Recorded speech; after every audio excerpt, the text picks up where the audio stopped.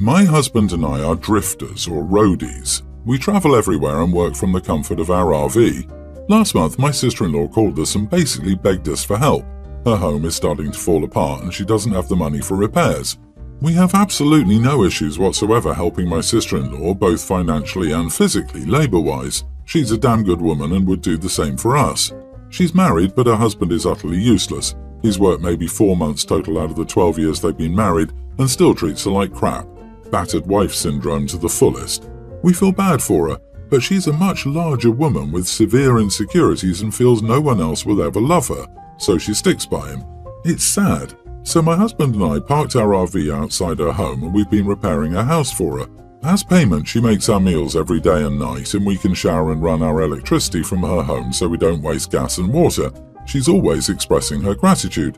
Now we have to fix her foundation, her roof and some of her walls. Water damage. We have all the resources and knowledge and licenses to do so, but at least 3 times a day her husband is yelling at us. Stop opening that damn door so much. Get your butt out the shower, you're taking too long. You ain't having the leftovers, those are mine. This is my damn house, and quit turning that damn light on. It's literally constant. I swear he only gets up off his butt to yell at us for something, and sister-in-law always has our back, but it just starts arguments between them. Well, yesterday I had enough. My sister-in-law was on a phone interview, and he went into her room to start yelling at her for us blocking his access to his front door. He never leaves, so I don't know what the issue was. She gets off the phone and just starts crying and goes upstairs. I lost it a bit and said, when you get off your lazy butt and actually contribute to literally anything in life is when you can start bossing me around.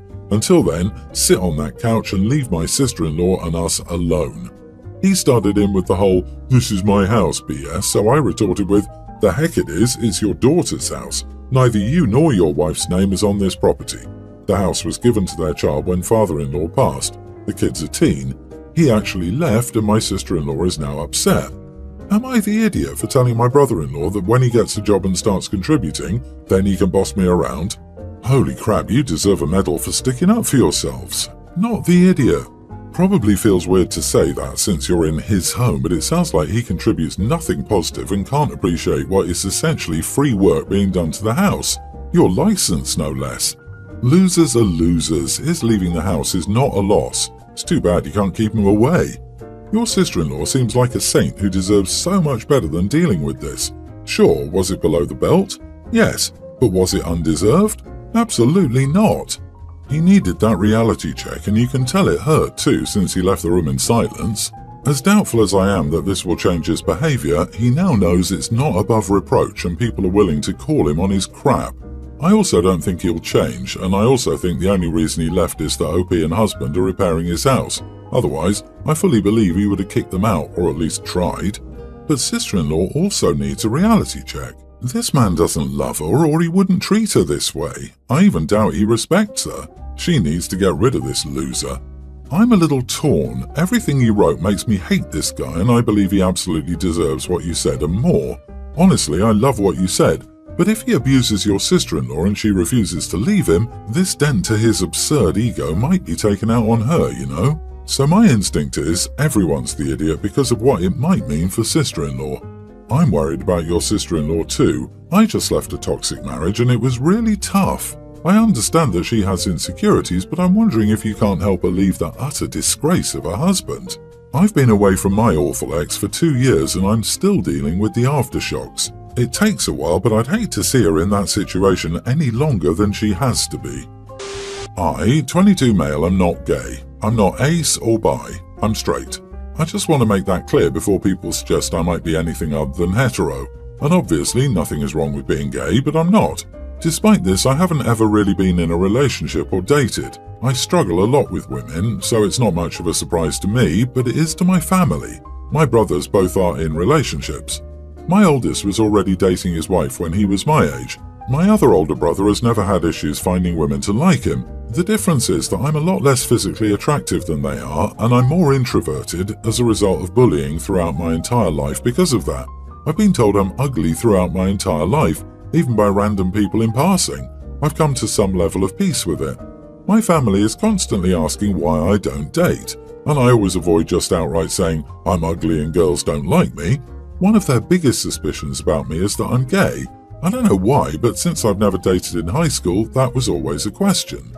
I moved back in with my parents after graduating, and I'm planning on moving out soon, but my job is in a different location and isn't letting me start until November, so I'm working another job until then and saving money.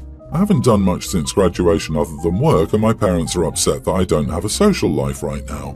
So my mom sat me down and tried to have a heart-to-heart with me about my situation. She told me that she feels like I'm not making the most out of my life and said that she thinks that I'm afraid to be myself around them, stifling my ability to live. She said she wanted me to be happy and find friends and a partner. Then she said it didn't matter which gender the partner was as long as I was happy. This came across as an accusation of me being gay.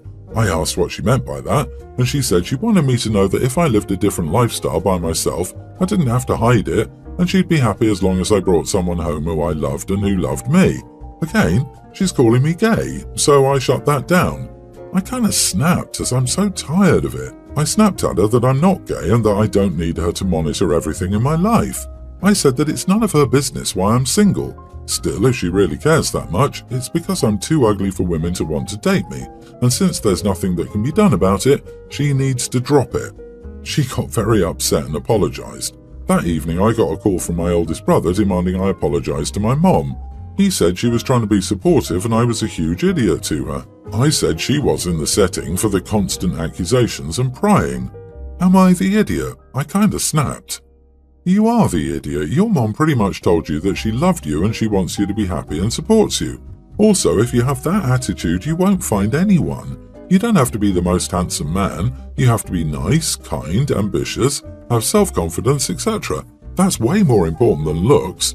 My dude, I'm not going to tell you you're boring because I've never seen you, but many women date ugly men, usually because they're smart and or funny or fun.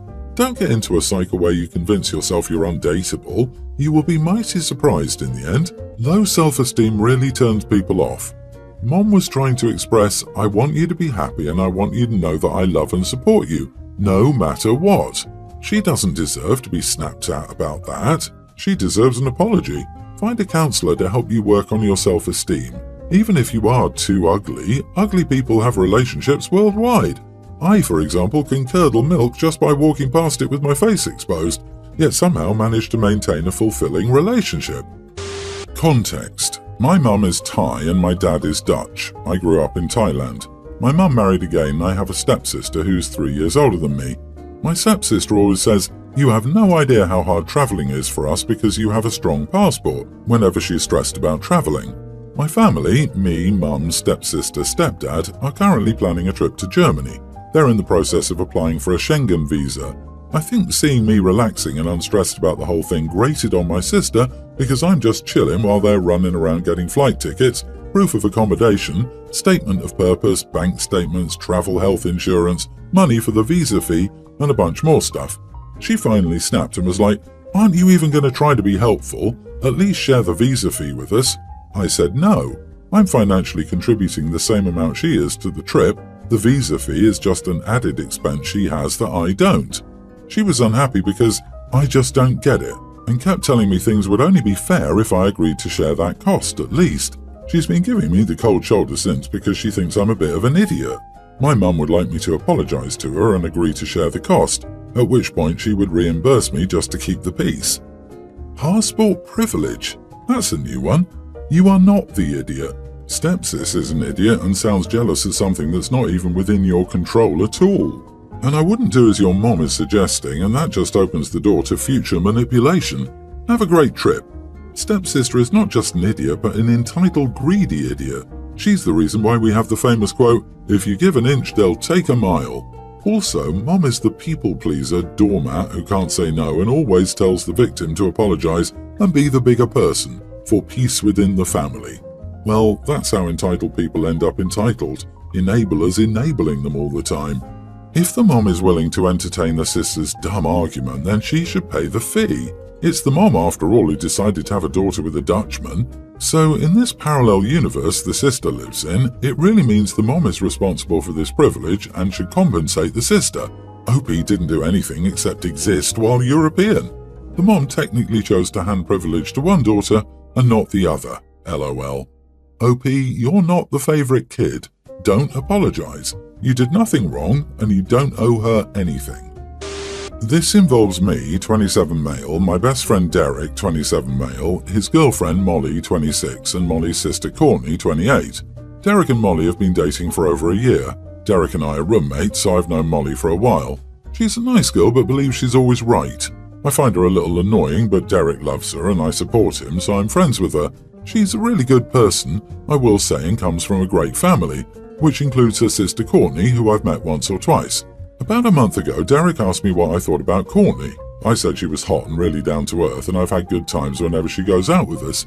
Derek said Molly wanted him to ask me that. I said I wasn't interested in her due to her history, but she could have my number if she ever wanted to hang out or do something casual.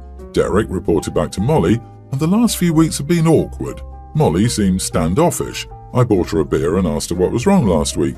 She said she didn't like what I said about her sister. I said that her sister had been married before, was pregnant and got divorced. It was too much baggage for me. I thought it was all good after we talked.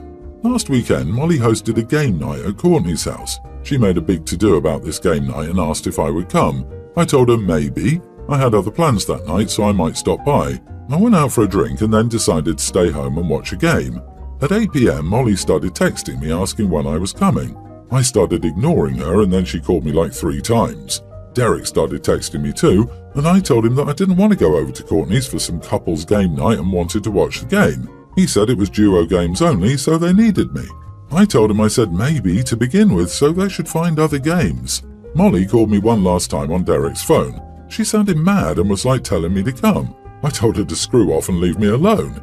Derek texted me yesterday and said I should apologise to her and her sister, as Courtney was the one without a partner and went and got the specific beers that I liked. I said it wasn't my fault, I never gave a yes and told anyone to get me anything, and his girl should have respected that. Am I the idiot? Not the idiot. Well, maybe a bit for your attitude about a woman being divorced, but that's not the issue. The issue is, you never committed to attending and you said you weren't interested in the sister, and then they set you up to be a couple at game night and get outraged when you don't attend. Also, your friend was kind of an idiot for telling his girlfriend what you said regarding her sister. Even if girlfriend begged him to ask you, he should have said you only liked her as a friend. You can have preferences and people can react to those preferences. I don't want to date your sister because she's divorced but I'm down for something casual is a preference. People are allowed to think less of you for having that preference. Being divorced is baggage. Divorce makes me pause in the sense that, yeah, I'm going to need the details. How willing are they to own up to any mistakes? Did they keep any mutual friends in the divorce? Does that affect your finances now? And I'm also wondering if the was pregnant before the divorce means that there's now a child in the picture. Totally legit to not want to be involved if there's a child.